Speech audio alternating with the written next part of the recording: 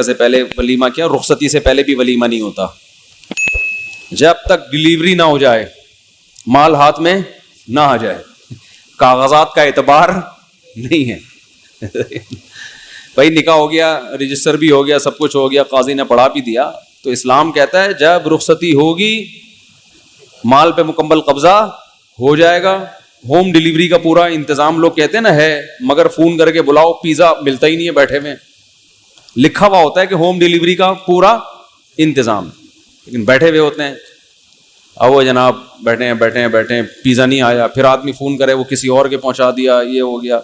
تو بھائی پہلے ڈلیوری ہوتی ہے، اس کے بعد پیزے کے پیسے دیے جاتے ہیں، اس کے بعد برگر کے پیسے دیے جاتے ہیں، چاہے زنگر برگر ہو یا انڈے والا برگر ہو، اصول یہی ہے. تو اسلام نے بھی کہا ہے کہ ابھی ولیمہ کر کے خام خواہ میں خوش فہمی میں مبتلا خود بھی ہو گیا، لوگوں بھی کر دیا، بعد میں چلا بیگم کا میٹر گھوم گیا، وہ نکاح ہوا کسی نے اس کو بتا دیا تو بندہ ٹھیک نہیں ہے، تو پھر وہ ولیمے کا خام خواہ کا خرچہ ہوگا نا، بلکہ الٹا غم کا کھانا کھلانا پڑے گا.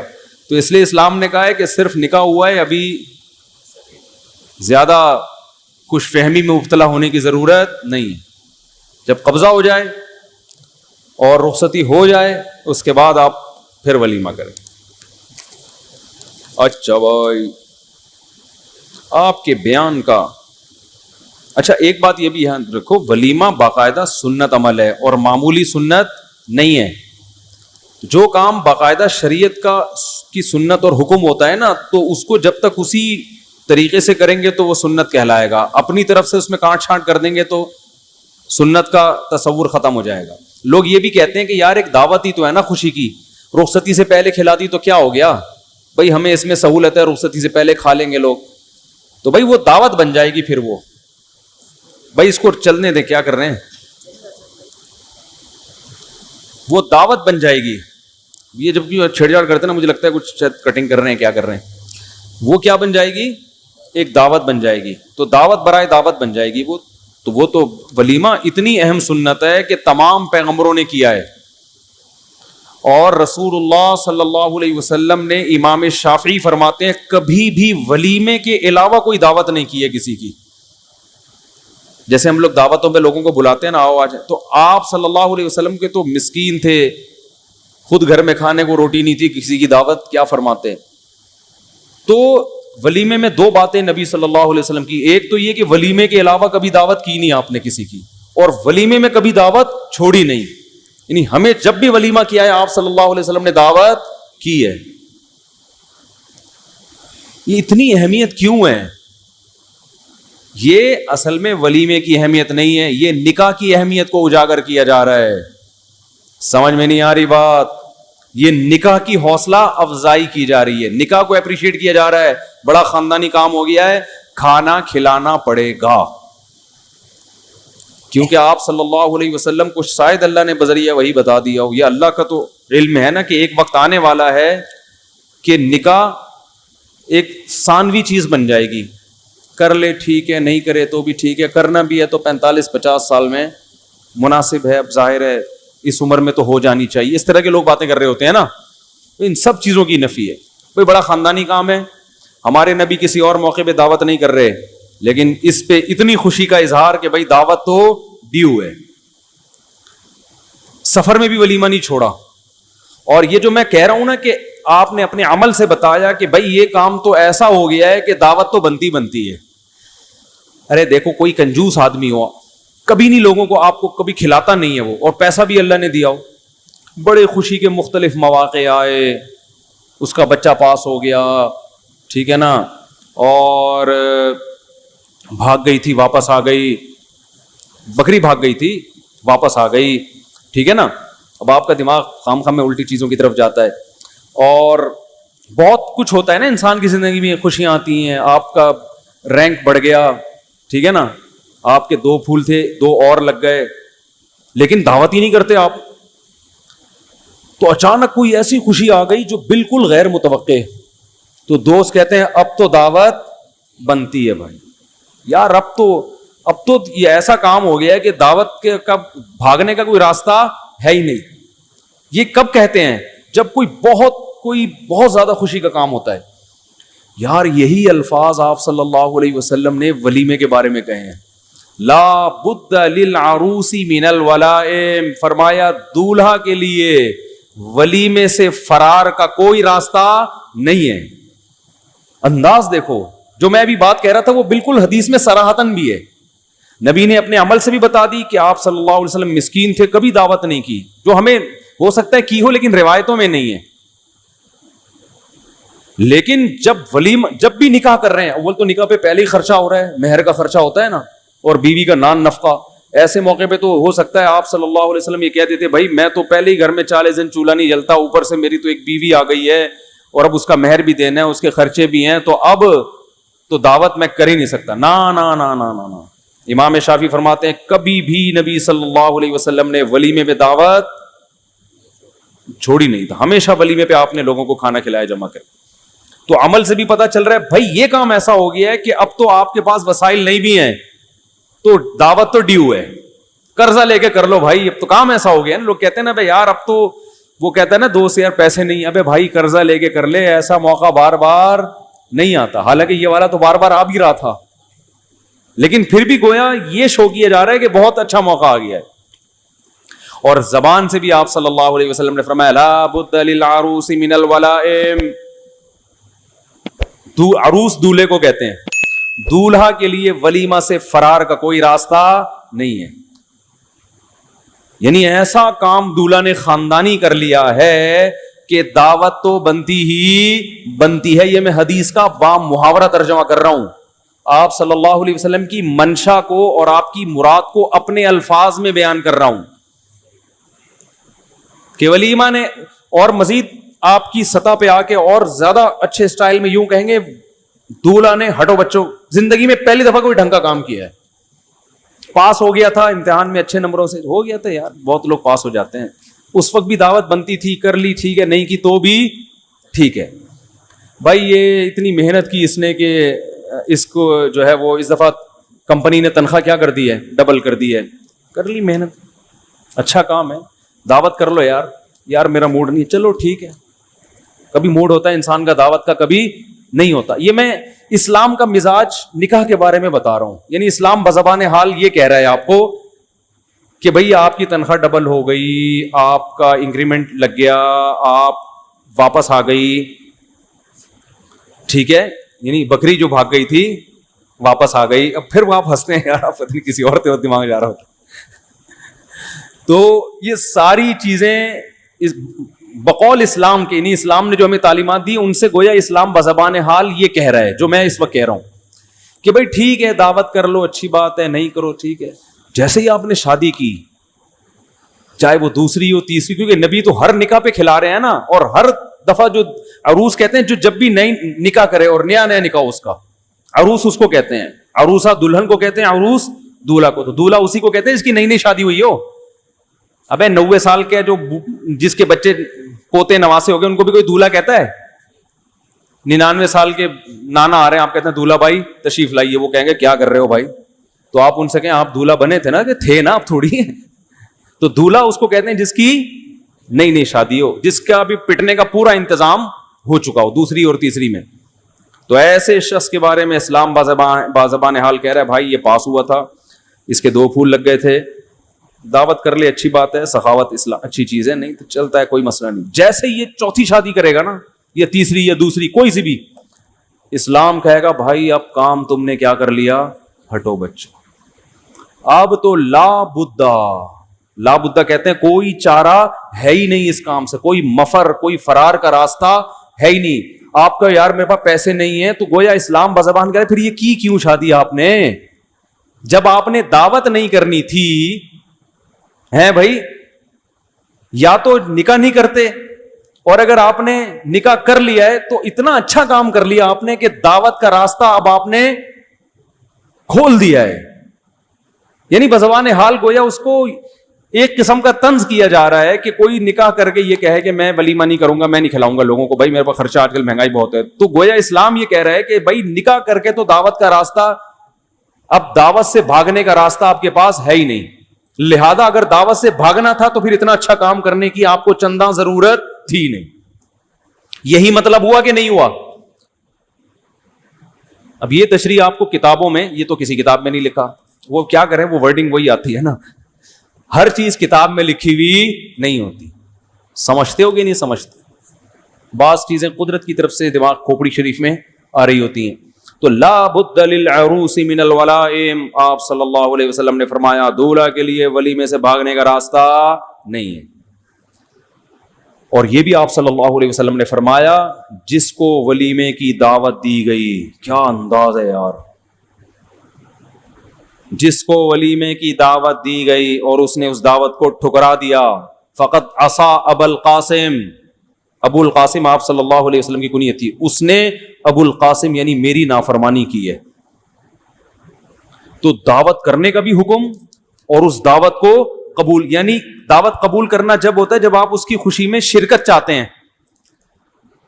یہ پھر دوسری خاندانی بات شروع ہو گئی ہے, لیکن آپ لوگوں کی سمجھ میں ٹس سے مس ہونے کے لیے تیار ہو نہیں, بس انجوائے کرتے ہو باتیں سن سن کے. اچھا خیر, ہم تو کریں نا باتیں, ہم تو بھائی اس کے مکلف ہیں, پیغام پہنچا دو. ایک صاحب نے مجھے کہا ہر بیان میں کہتے ہیں وما علینا الا البلاغ, اس کا مطلب کیا؟ میں نے کہا مطلب ہے ہمارے ذمے صرف پہنچانا ہے. تو آپ صلی اللہ علیہ وسلم نے جو ولیمے کی دعوت دے اس کو میں شرکت کو بھی کیا کیا, بہت سخت تاکید کی ہے. ہاں کوئی شرعی عذر ہو تو ایک الگ بات ہے, تو بہت سخت تاکید کی اس نے ابو القاسم کی نافرمانی کی. تو کیا مطلب, یہ کھانے کی ترغیب نہیں دی جا رہی ہے. کھانا کیا ہوتا ہے بھائی, اسلام میں تو کھلانے کی ترغیب ہے, کھانے کی تھوڑی. یہاں کھانے کی کیوں, اصل میں آپ کو اس کی خوشی میں شرکت کی ترغیب دی جا رہی ہے کہ اس نے اتنا ہٹو بچوں کام کیا ہے کہ اگر آپ نہیں گئے اس کی دل شکنی ہوگی, وہ سمجھے گا شاید بھائی میں نے دوسری تیسری یا پہلی شادی کر کے اچھا کام نہیں کیا. تو یہ بھی نہیں کہ فون پہ کہتے ہیں کہ بہت اچھا, نا نا نا نا نا, شرکت کر کے, یہ آپ کا شرکت کرنا, اپریشیٹ کرنا ہوگا اس کو, اس کی حوصلہ افزائی. اور یہ شرکت برائے شرکت نہیں ہے, یہ ایسے شرکت ہے گویا شریعت گن پوائنٹ پہ آپ کو شریک کر رہی ہے. تو آپ جب جاؤ گے تو آپ بولو گے بھائی اللہ کا حکم ہے کہ میں آپ کو اپریشیٹ کروں, میں اس لیے آپ کے ساتھ کھانے میں شریک ہو رہا ہوں کہ مجھے اگرچہ بھوک نہیں تھی, دل نہیں چاہ رہا تھا, لیکن اگر میں نہ آتا تو آپ کی حوصلہ افزائی نہ ہوتی. لیکن ہمارے یہاں کام کیا ہو رہا ہے, الٹا. پہلی شادی میں بھی الٹا کام, خبر ملتی ہے پہلی شادی, ابھی اس کو ضرورت کیا تھی یار, 24-25 سال تو عمر ہے, کوئی شادیوں کی عمر ہے. آج ایک نوجوان آیا میرے پاس, کہہ رہے میرے ابا کہہ رہے 30 سال سے پہلے شادی کا نام بھی نہ لینا. 2 بندے آئے اکٹھے, بندے کون تھے, جنید جمشید کا بیٹے نہیں, کیا نام ہے ان کا, بابر. تو وہ نہیں تھے, ان کی تو شادی ہو گئی, ان کے ساتھ 2-3 دوست تھے ان کے. تو ملنے کے لیے آئے تو وہ ایک کہنے لگا میرے نانا کہتے ہیں کہ یار کاش میں جب 30 سال کا تھا مفتی صاحب کے بیان سن لیتا. بہت, ہاں وہ کہہ رہے کاش مفتی صاحب 30 سال پہلے پیدا ہو جاتے ہمارے دور میں اور یہ بیانات کرتے. تو جس نے مجھے یہ واقعہ سنایا نا, تو میں نے کہا اگر آپ کے نانا, میں 30 سال پہلے پیدا ہوتا جب آپ کے نانا کی جوانی کی عمر تھی, اس وقت یہ بیان کرتا, تو وہ صرف آپ کے نانا نہ ہوتے, اور بھی بہت ساری مخلوق کے نانا ہوتے. آئی بات سمجھ؟ تو پھر بہت معرفانہ گہرائیوں میں جاتے ہیں نا, ہم تو بال کی کھال اتارتے ہیں پھر بیٹھ کے. میں نے کہا اس کے تو آپ کے نانا کی یہ چاہت جو ہے یہ بہت گہری چاہت ہے, بہت علم اور معرفت کے سمندر ہے اس میں, یہ بہت گہری بات کہہ گئے. میں نے کہا وہ اصل میں یہ کہہ گئے کہ میں صرف تمہارا نانا کیوں, مجھے بہت سو کے دادا ہوتا, کیونکہ اب ان کو نانا بننے کا مزہ آ گیا نا, ان کو پتا چلا نانا اور دادا کیا ہوتا ہے. تو وہ احساس کمتری میں جا رہے ہیں کہ یار 2-4 بچوں کا نانا اور دادا بننے میں اتنا پروٹوکول ملتا ہے, کاش مفتی صاحب 30 سال پہلے پیدا ہو جاتے, آج میں کتنے بچوں کا دادا اور کتنے بچوں کا نانا ہوتا, اور وہ بچے آپ کے ساتھ آ کے میرا شکریہ ادا کر رہے ہوتے کہ مفتی صاحب اللہ کا فضل ہو گیا کہ آپ 30 سال پہلے پیدا ہو گئے. خیر یہ کچھ زیادہ گہرائی کی باتیں ہو رہی ہیں, آگے چلتے ہیں ہم. ٹھیک ہے, یہ پھر آپ کی اوپر, یہ مینٹل اپروچ سے شاید اوپر کی باتیں ہوں. دوسرا کیا اصل بات کیا کر رہا تھا, ہاں تو ولیمے کی. تو نبی صلی اللہ علیہ وسلم نے اصل میں جو ولیمے کی ترغیب اور اس میں شرکت کی ترغیبات, یہ ساری ترغیبات کی بیس کیا ہے, نکاح کی حوصلہ افزائی. نکاح کو اپریشیٹ کرنا. سمجھتے ہوگے نہیں سمجھتے؟ اور نکاح کی ترغیب کیوں ہے؟ لوگ کہتے ہیں اس لیے کہ زنا سے بچیں لوگ. نا نا نا نا نا, زنا سے بچانے کے لیے نکاح کیوں پروموٹ نہیں کیا شریعت نے؟ سمجھتے ہو؟ وہ تو ایک اس کا ضمنی فائدہ ہے. اصل جو نکاح کی ترغیب ہے حدیث میں آتا ہے, یہ حدیث میں ہی بیان کی ہے کہ نکاح اولاد کی کثرت کا سبب ہے, گروتھ ریشو غیر معمولی بڑھانا ہے, یہ بنیادی مقصد ہے. کیوں؟ اس کی بھی دلیل حدیث میں اور قرآن میں موجود ہے. میں صرف ایک حدیث بیان کرتا ہوں. کیا عثمان ابن مظعون رضی اللہ تعالیٰ عنہ فرماتے ہیں کہ ہم جب سفر میں ہوتے تھے, کئی مہینے بیویوں سے دور رہنا پڑتا تھا, تو بیویوں کی جدائی ہم پہ بہت شاق گزرتی تھی, ان سے علیحدگی, ہمیں برائی اور زنا کا خطرہ ہو گیا تھا. تو ہم نے آپ صلی اللہ علیہ وسلم سے اجازت مانگی کہ آپ ہمیں اجازت دیں, ہم اپنے آپ کو خصی کر دیں, یعنی مردانہ قوت کیا کر دیں, ختم. آپ نے فرمایا نا نا نا نا, تزوجوا فإنی مکاثر بکم الامم. آپ نے فرمایا نا نا نا, نکاح کرو, میں تمہاری کثرت پہ قیامت کے دن فخر کروں گا. اگر تم اپنی اس قوت کو ختم کر دو گے, زنا سے تو بچ جاؤ گے, لیکن جو میں کثرت چاہتا ہوں امت کی, وہ کثرت کیا ہوگی؟ ختم. تو یہ فیملی پلاننگ اور یہ سب ٹوپی ڈرامہ ہے, بکواس ہے, یہ نیچر کی بغاوت ہے. جتنے بھی دلائل دیے جائیں نا, نہ یہ گراؤنڈ ریئل. آپ کو پتا ہے, میرا ایک بیان ہے, میں نے حوالوں کے ساتھ اس میں بتایا کہ اقوام متحدہ کی رپورٹ ہے کہ پوری دنیا میں بچوں کا گروتھ ریشو بہت خطرناک حد تک گر گیا ہے. یہ ہمیں صرف ٹوپیاں پہنائی جاتی ہیں کہ آبادی بڑھ رہی ہے اور یہ وہ روکو اس کو, بے لگام ہو گئی ہے. اصل میں رپورٹ ایسی ہے نہیں. اصل میں جو اقوام متحدہ کی یونائٹڈ نیشن کی رپورٹ ہے, دنیا کا گروتھ ریشو خطرناک حد تک گر گیا ہے, کیونکہ ترقی کے لیے ایک خاص حد تک گروتھ ریشو چاہیے. وہ گروتھ ریشو ابھی دنیا میں رہا نہیں ہے, اس کے نقصانات ہوں گے, لیکن ہمیں کم کرنے کا اس لیے کہتے ہیں کہ خود بڑھ نہیں رہے. کیوں کہتے ہیں ہم بھی نہیں بڑھ رہے, تو یہ بڑھیں گے تو یہ چھا جائیں گے, تو ان کو کم کرو. آج ایک ہمارے پٹھان دوست ملنے کے لیے آئے, انہوں نے ایک بات کہی, شاید ابھی بیان میں بھی بیٹھے ہوئے ہوں. تو کون تھا یار, انہوں نے بتایا کہ جرمنی میں کون تھا, بھی کوئی مشہور آدمی تھے, وہ ذہن سے نکل گیا بالکل. انہوں نے بتایا کہ جرمنی میں جو پشتو بولنے والے لوگ ہیں نا, ان کا گروتھ ریشو بڑھ رہا ہے, کیونکہ ظاہر شاہ جو ایک مفتی صاحب ہیں یہاں پہاڑ گنج میں ہوتے ہیں, انہوں نے بتایا مجھے یہ بات. وہ اصل افغانی ہی ہیں, تو پھر باپ دادا یہاں آ گئے تھے.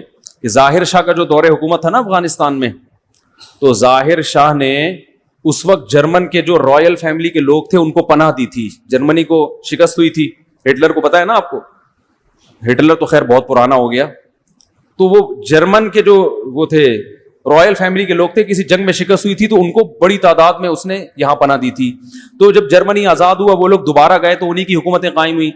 تو انہوں نے افغانوں کو, اب جرمنی بڑا پروٹوکول دیتا ہے, تو بہت سارے افغانوں کو نیشنلٹی دی انہوں نے. تو افغانستان سے بہت افغانی گئے وہاں پہ.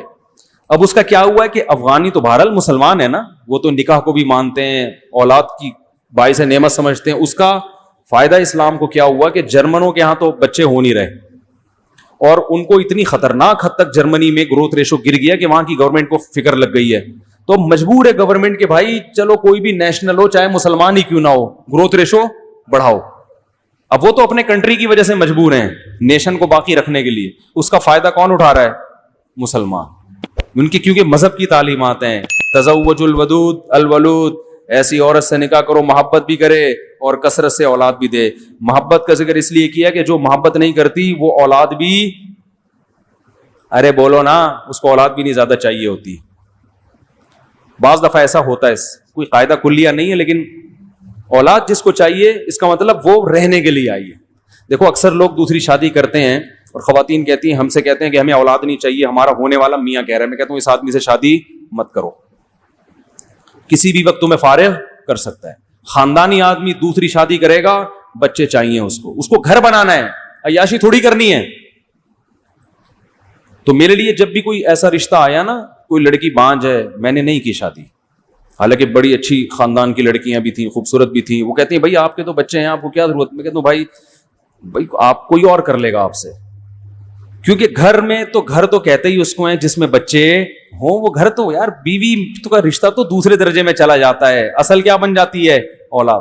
ابھی میرے بچے ٹہل رہے تھے نا یہاں پہ, تو مجھے تو بڑا سکون ملتا ہے یار, بچے ملتے ہیں بھی نانی کے جانا, گاڑی کی چابی لے کے بیٹھے ہوئے ہیں, نانی کے نانی نے دعوت کی ہے ٹھیک ہے نا, عید کی دعوت ہے تو مجھے بھی جانا ہے. بچے اثر سے تیار ہو کے کلا بازیاں کھا رہے ہیں, نانی کے جائیں گے نانی کے جائیں گے. یہی تو لائف ہے یار, اسی میں تو مزہ ہے. بچے ہی نہ ہو کیا زندگی ہے. تو وہ نانی کے جانے کے شور مچایا ہوا ہے انہوں نے, اور نانی کے بھی مزے ہیں. کیا خیال ہے, میرے نواسے آ رہے ہیں بھائی, تو فائدہ ہی فائدہ ہے. پتہ نہیں کس نے الٹی سیدھی پٹیاں پڑھا دی ہیں. تو وہ جرمنی میں الحمدللہ وہ افغانوں کا ریشو بڑھ رہا ہے, تو اسلام پھیل رہا ہے, اس سے فائدہ ہو رہا ہے, فائدہ ہو رہا ہے ٹھیک ہے نا. افغانی لوگ فائدے کو کیا بولتے ہیں, فائدہ. تو فائدہ بہت ہو رہا ہے اس سے. تو آپ صلی اللہ علیہ وسلم نے اصل میں نکاح کی مختلف عنوانات سے ترغیب دی ہے. تو نکاح کا بنیادی مقصد زنا سے بچنا نہیں ہے. اگر زنا سے بچنا مقصد ہوتا تو بہت سے صحابہ کو زنا کا کوئی خطرہ نہیں تھا. حضرت علی رضی اللہ تعالی عنہ صحابہ کرام میں زہد میں سب سے زیادہ مشہور تھے. زہد کہتے ہیں دنیا سے بے رغبتی. دیکھو ہر صحابی کو اللہ نے کوالٹی دی ہے نا. حضرت ابو بکر کا مقام سب سے اونچا کیوں ہے کہ نبی کی کا ساتھ جس طرح حضرت ابو بکر نے دیا, اور نبی کی جو دوستی جس طرح حضرت ابو بکر سے تھی وہ دوستی کسی کے نصیب میں نہیں آئی. اور نبی نے اپنے مصلے پہ کھڑا کس کو کیا, حضرت ابو بکر کو, بیماری کے ایام میں. یہ مقام ابو بکر کے علاوہ کسی اور کو حاصل نہیں. حضرت عمر کو الگ مقام ہے, حدیث سے ثابت ہے. کچھ جزوی فضیلت ایسی ہے جو حضرت ابو بکر کو نہیں ملی. آپ صلی اللہ علیہ وسلم نے فرمایا, میں نے خواب دیکھا کہ ڈول سے, وہ مشہور حدیث ہے مختصر بتا رہا ہوں, ابو بکر نے پانی نکالا اس میں کچھ ذوف تھا, حضرت عمر نے ایسے کھینچ کے نکالا. تو یہ اشارہ تھا کہ خلافت جو مسلمانوں کی خاندانی قائم ہوگی وہ حضرت عمر کے دور میں. سمجھتے ہو, حضرت ابو بکر کے دور میں بھی فتنوں نے سر اٹھائے, حضرت ابو بکر نے ختم کیا, لیکن عمر کے دور میں فتنے میں مجال نہیں تھی کہ وہ بولو بھائی سر اٹھا لے. حضرت ابو بکر کے دور میں فتنوں نے سر اٹھائے, حضرت عثمان کے دور میں, حضرت علی کا تو ابتدا سے آخر تک پورا دور آزمائشوں میں گزرا. حضرت عمر کے دور میں فتنے کو جب پتا چلا کہ عمر کا دور ہے, اس نے سر اٹھانے سے معذرت کر لی, بھائی ابھی سر اٹھانے کا ٹائم نہیں ہے, اس کو تھوڑا سا ڈیلے کر لو. بلکہ تبھی حدیث میں آتا ہے کہ جس راستے سے عمر گزرتا ہے شیطان راستہ, تو شیطان کو جب ڈر لگتا ہے کہ بھائی ان کو بہکانے سے پہلے سوچ لو تو ان کا کیا مقام ہوگا. تو یہ جزوی فضیلت کس کو ملی, حضرت عمر کو. تو اسی طرح ایک جزوی فضیلت تھی حضرت علی کی جو دوسرے صحابہ کو اس لیول کی نہیں ملی, وہ ہے زہد فی الدنیا. حضرت علی کے دل میں کہا جاتا ہے, مورخین لکھتے ہیں ان کے حالات سے, دنیا سے بالکل بے رغبتی. وہ داڑھی پکڑ پکڑ کے رات کو اپنے آپ کو خطاب کرتے, دنیا کی رغبت بالکل بھی نہیں تھی. وہ تو باقی صحابہ میں بھی نہیں تھی, لیکن مقام ہوتا ہے نا, بالکل ہی بے رغبتی, زہد کے اعلیٰ مقام پر. علامہ مناوی لکھتے ہیں کہ حضرت علی زہد کے سب سے اعلیٰ مقام پر تھے, زہد فی الدنیا. لیکن اس کے باوجود حضرت فاطمہ کے انتقال ہوتے ہی 4 شادیاں کی ہیں. تو ان کو کیا زنا کا خطرہ تھا؟ معاذ اللہ حضرت علی کو ناممکن. ان کے جو حالات ہیں بھائی, وہ تو ایک بیوی بھی نہ ہوتی ان کو, کیونکہ زہد فی دنیا ہے نا, دنیا سے بے رغبتی. تو 17-18 باندیاں اور 4 بیویاں, اور 4 بیویوں کے ہوتے ہوئے ایک باندی آپ کو وضو کرا رہی تھی, خدمت کر رہی تھی. اس باندی سے کہتے ہیں کہ میرا دل چاہتا ہے میں دولہا بنوں, میں نکاح کروں. تو اس نے کہا کہ آپ کر لیں, آپ تو امیر المومنین ہیں, آپ کے لیے رشتوں کی کمی تھوڑی ہے. تو انہوں نے فرمایا 4 بیویاں موجود ہے, کیسے کر لوں ٹھیک ہے, یہ میں نے اپنی کتاب میں حوالہ دیا اس کا. تو اس نے کہا ایک کو طلاق دے کے کر لیں. فرمایا نا, الطلاق قبیح اکرہہ, طلاق بری چیز ہے, میں اسے پسند نہیں کرتا. تبھی تو میں نے واقعہ بتایا, حضرت حسن نے بہت کثرت سے نکاح کیے, تو حضرت علی نے ممبر پہ چڑھ کے کہا, ممبر پہ جا کے فرمایا کہ یہ بہت کثرت سے طلاق دیتے ہیں, اہل کوفہ اس سے نکاح نہ کرو. تو لوگوں نے کہا کہ ہم نکاح کریں گے, بے شک یہ طلاق دے دیں, کیونکہ ان سے نکاح کے نتیجے میں ہمارا رشتہ محمد صلی اللہ علیہ وسلم سے قائم ہو جاتا ہے. تو حضرت حسن کا یہ الگ کانسیپٹ تھا. اس پہ کہ ایک صاحب نے, مشہور زمانہ فتنہ نے مذاق اڑائی, یہ مفتی صاحب نے جھوٹی روایت پیش کی ہے, مشہور آدمی ہے. تو میں نے جب اس کا جواب دیا حوالہ, تو اس وقت سے وہ اس حوالے کو پی کے اب تک بیٹھے ہوئے ہیں. ٹھیک ہے نا, اس لیے محترم سے میں نے کئی دفعہ کہا سامنے بیٹھے ہیں, وہ پی جاتے ہیں حوالے سے. جتنے چیلنج ہوتا ہے ایک دم چیلنج, یہ وہ, جب چیلنج کا جواب دو بالکل ایسے جیسے کبھی کچھ کہا ہی نہیں ہے.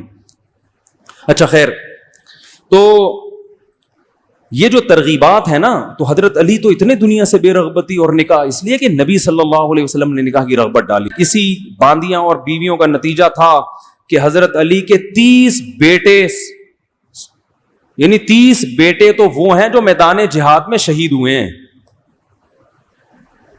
نہیں آ رہی بات, 30 بیٹے وہ ہیں جو میدان جہاد میں شہید ہوئے ہیں. اور جب اتنے ہوتے ہیں نا بیٹے, تو پھر ان میں یہ کوالٹی بھی ہوتی ہے. 2 بچے تو برگر کی طرح پلتے ہیں. ملا منا وہاں گیا تھا, یعنی دیکھو نا ابھی جو بچے 2 بچے کس طرح سے پل رہے ہیں. مائیں صبح ناشتے میں 6 مہینے لگا دیتی ہیں, بیٹا یہ کھا لے, بریڈ پہ بریڈ کھائے گا, پاپے کھائے گا, یا اور کیا کیا ہوتا ہے, پراٹھا, پاٹھا کھاؤ گے, ہپا کھاؤ گے, کیا کھاؤ گے. کم بخت کچھ بھی نہیں کھاتا وہ, نہیں یہ بھی نہیں کھاؤں گا, وہ بھی نہیں کھاؤں گا. بڑی مشکل سے آیا, ڈبل روٹی پہ راضی ہوا کہ بریڈ کھاؤں گا. اب بریڈ پہ آپ جیم لگا دیا آپ نے, جیم کیوں لگایا, جیم کیوں لگایا؟ میں نے تو کہا تھا مکھن, یہ والا کینسل ہو گیا, مکھن لگاؤ اب ان کے لیے. تو اس پہ بھی, خود پہ بھی مکھن لگانا پڑتا ہے اور اس کے لیے بھی مکھن لگانا پڑتا ہے. پھر وہ ڈبل روٹی کے 2-3 پیس بمشکل کھائے گا, پھر 1 آدھ کوفتہ لنچ میں لے کے چلا جائے گا. تو بچے جب زیادہ ہوتے ہیں لڑتے ہیں آپس میں, مائیں پریشان کہ ہائی یہ تو لڑائی کے ایک طوفان کھڑا کیا ہوا. او بھائی اس کو لڑنے دو بچوں کو, بیٹے آپس میں لڑتے ہوئے اچھے لگتے ہیں. یہ لڑے گا, اس میں کانفیڈینس, ابھی بھائیوں سے لڑ رہا ہے, یہ وہ لڑائی نہیں ہے, یہ تو بچوں کی لڑائی ہے.